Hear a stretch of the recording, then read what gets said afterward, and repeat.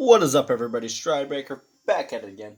And last time, my outro got cut off in the middle while facing this guy, and after using Fahrenheit with a combination of Swift and Day to finish off his team, we finished this off.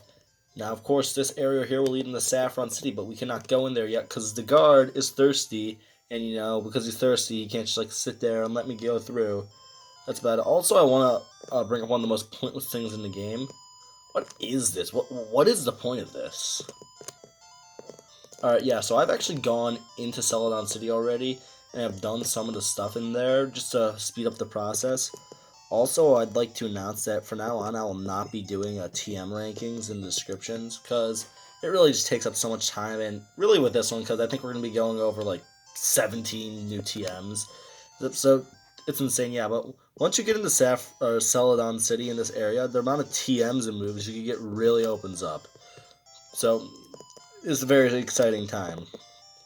I meant to do this, but I forgot to do this off screen.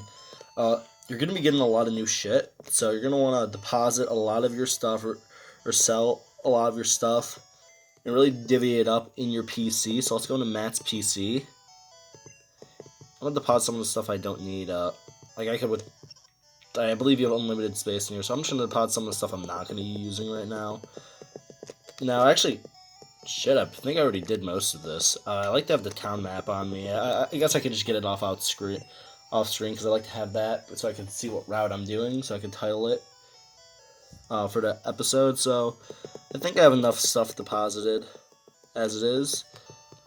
Yeah, you see those two TMs on there. Those are new TMs that I'm going to be teaching some of my Pokemon I already got. I'm going to go over here. We're going to start off things in the Celadon City department store. Now, Celadon City is the biggest city in the game. There's a lot of cool stuff here.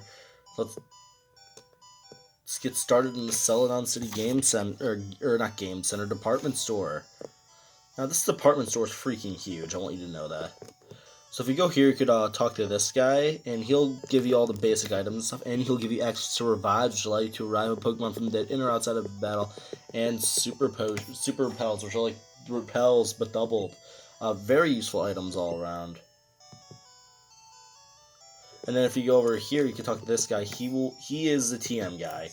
It gives you all the useful TMs. Or, well, not useful, like, he gives out the TMs in here. So, let me read off them. TM32, Double Team.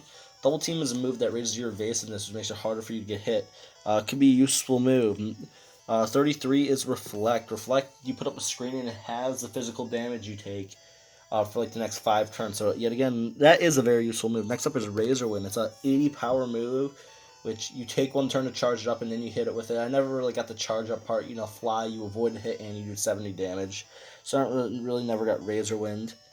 And then you have Horn Drill. Now this move's odd as only a few Pokemon can learn it, I believe. I know the Rhyhorn family does, Seaking can, I believe Rapidash can, but Horn Drill is an instant kill move as long as you have to be a higher level than your opponent to use it. So it's only it's 30 accuracy though, so you're not usually going to hit, and if you're already higher than your opponent, I think you're better off just attacking. Now we have TM37, which is Egg Bomb, which only Executor, Chansey, and Mew could learn all these moves. So I'm not gonna say Mew, but really Chansey and Executor. It's a 100 power move. It is a pretty useful move for Chansey, which Chansey might not even be able to learn it in this game. But it's only a 75% accuracy, so really something like Body Slam would be more useful for them. Alright, and now next up we have Mega Punch. We already know it. Quintella knows it. 85 power move, 85 power. So just a solid normal type move. Now we have Mega Kick. This is a 120 power move, 75 accuracy. It's a little less accurate, but a lot more powerful, which is, for a normal move like that, I believe gives a lot more usage, especially later on in the game, as we are now. Now we have Takedown. This is an 85 power move that causes slight recoil. Pretty useful move. I don't think I'm going to be teaching it to anyone, though. Then we had TM17, which is Submission. This is an 80 power fighting type move with 80% accuracy, which causes slight recoil. The go-to fighting type move in this game. It's kind of shitty, but, and actually these are not $300. These are actually $3,000. So yeah, that's pretty shitty camera work on my part there. You know, gotta get that capture. So my original plan was to buy all of these and show them off, but that would just take so much money. So yeah, I don't want to do that. And actually, yeah, let me get takedown. TM09, I believe it is. Yes. Yeah, give me that takedown.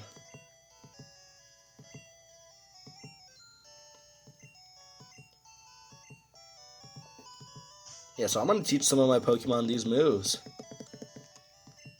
So let's start off with takedown, because I want to give this to Try Guy. Be a huge upgrade over Scratch for a good normal type move. And especially since, you know, could give him a move other than Dig to use, which, you know, he's been doing pretty good so far with just using Dig.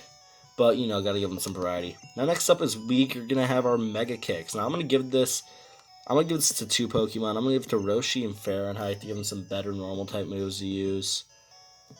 I like the extra power that this gives. So let's get rid of Tail Whip. Well, it doesn't really matter since I'm gonna be giving them both anyway. So let's get rid of Bite. So yeah, Mega Kick on Roshi. But I'm also giving Roshi and Fahrenheit. They're both getting Mega Kick and Submission, giving them a good fighting type move to work with and give them some. Oh, for a second there, I thought I read the wrong thing and said that Roshi couldn't learn it. So yeah, I guess I'm just giving this to Fahrenheit now. Yeah, so I'm going to replace Leer because I don't really ever use that move. Yeah, it might have been better to do this the teaching part off screen, which I did consider doing, but I do want to show teaching this move. So now Submission. Going to give it to Roshi.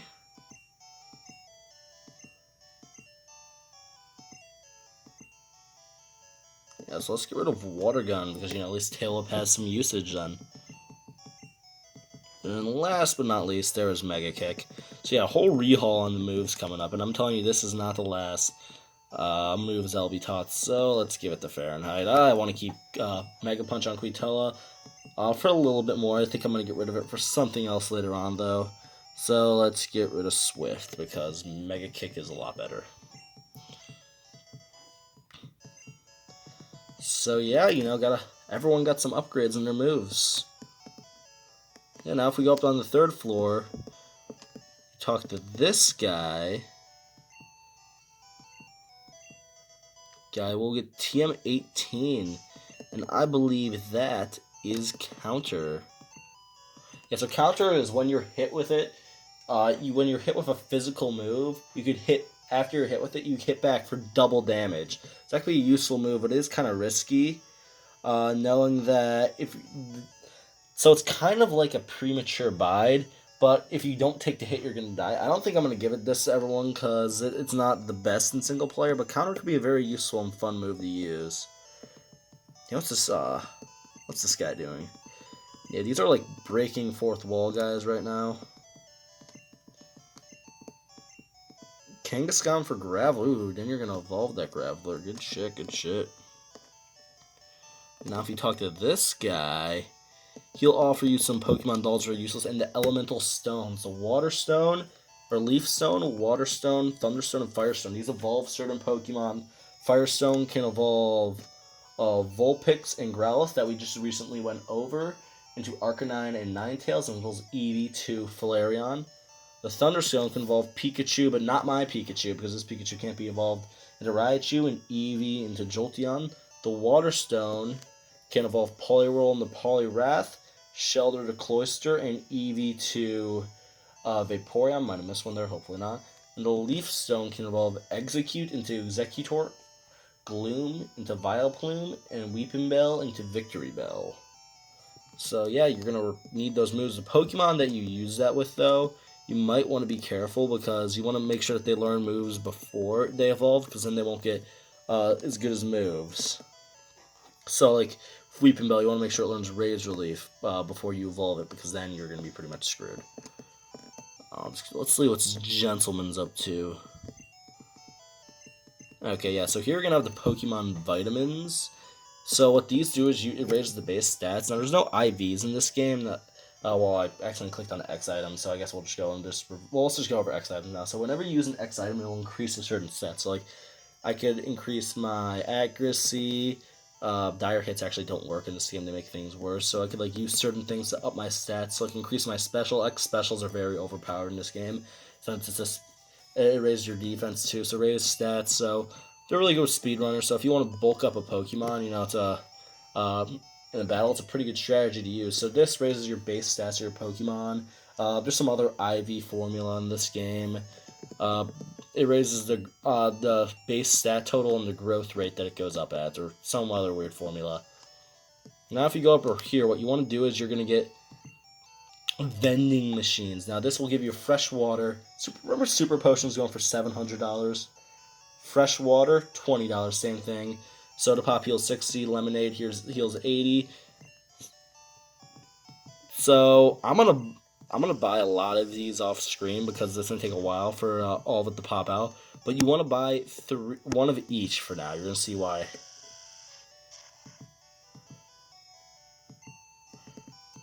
Yeah, but these are probably gonna be my go-to healing items because I don't really heal that much in battle. These are very good for healing chip damage outside. So we're gonna talk to this girl. She wants something to drink. What we'll give her. So if you give her the fresh water, she'll take that, and then you'll get this TM13, which is Ice Beam, which is an awesome ice type move, 95 power and can freeze. Great move. Now you only want to buy one of these because if not, you're gonna end up adding 6 things to your bag, and you might not be able to get all of these, and you have to go down and back. So Ice Beam, great move. So now if you talk to her again, you could give her the Soda Pop, which this will give you TM48, Rock Slide.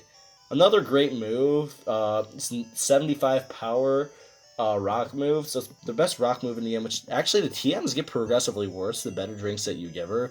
So I thought that was kind of funny. And if you give her the Lemonade, she'll give you Tri Attack, which is a very unique move. It's an 80 power normal move, 100% accuracy, and it has a multitude of effects. It can either cause paralysis, burn, or freeze. So that's a really unique move. Now, Dugtrio, the Pokemon with 3 heads, cannot learn this move. I'm serious. You can check. Like, I really wanted to give it Tri Attack in this game, but, I can't. Very few Pokemon can learn it, so I thought that was stupid. It's a Rock Slide. So, actually, only one guy can learn it. I am going to be giving it to Try Guy because he's going to need another move later on other than Dig and Takedown.